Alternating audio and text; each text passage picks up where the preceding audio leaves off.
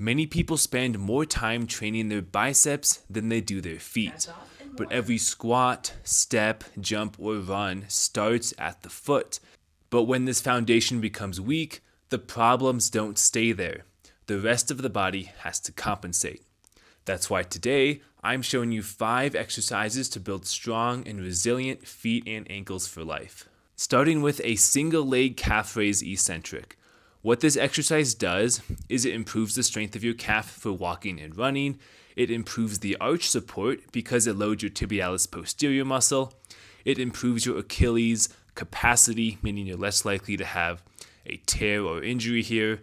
And it improves your dorsiflexion mobility, which is a massive problem a lot of people have. To perform it, all you need is a step. Now what you'll do is you'll put the ball of both feet on that step, go up with both calves, and then at the top, you're going to lift up one side, and then slowly control that descent. So we're loading the calf muscle and the Achilles tendon as they are lengthening. At the bottom, you should feel a stretch, and then from this position, you can bend the knee a little bit to stretch the ankle in a different way.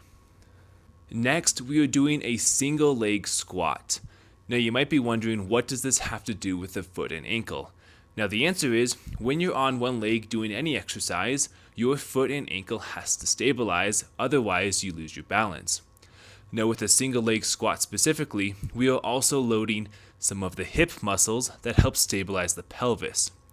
Now these are the same hip muscles responsible to keep the knees from caving inward when you are doing any sort of dynamic movement. When the knee caves inward, you'll see that the foot has to pronate, meaning the arch flattens out, as a compensation.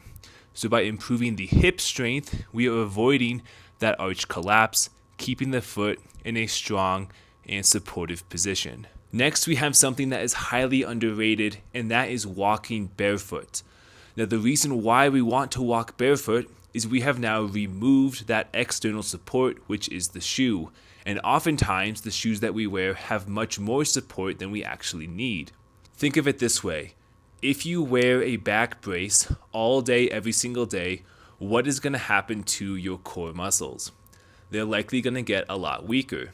Now, by that same logic, if we have a very supportive shoe that you wear all day and you're walking around in it, what happens to the foot muscles is that they get weaker and they lose that ability to support the arch, which they are supposed to do without that shoe.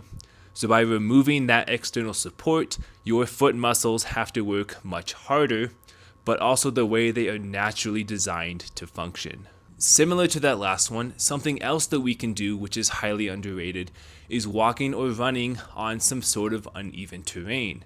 The reason why we want to do this is many of us spend all day walking on a flat concrete surface.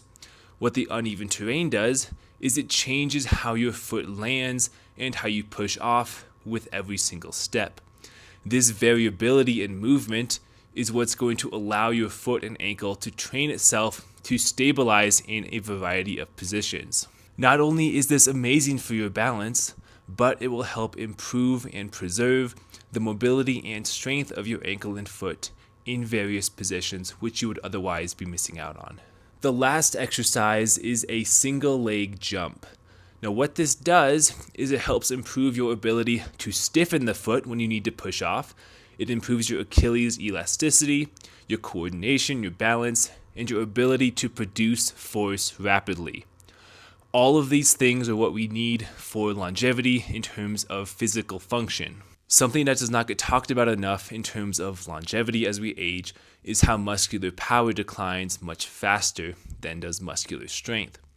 What power does specifically, especially for older people, is it helps them catch themselves when they start to fall. It's muscle power that allows you to take that quick step when you trip, and without that, you'll end up on the ground. Because you're watching this video, you likely have seen other videos where someone talks about how to isolate all the muscles in the foot to have better arch support. Well, there's nothing wrong with these exercises. They do little in the way of carrying over into functional movement. We have feet because we need to be weight bearing and they allow us to move. We need to train the foot the way it is designed to be used, and that is with movement. I hope that was helpful for you. If it was, go ahead and hit the like button so other people can find it as well. If you have any questions, you can put those in the comment section and I will try and get back to you. Otherwise, if you want to subscribe, my channel is about how we can build a physically fit and functional body that lasts throughout the course of our lives.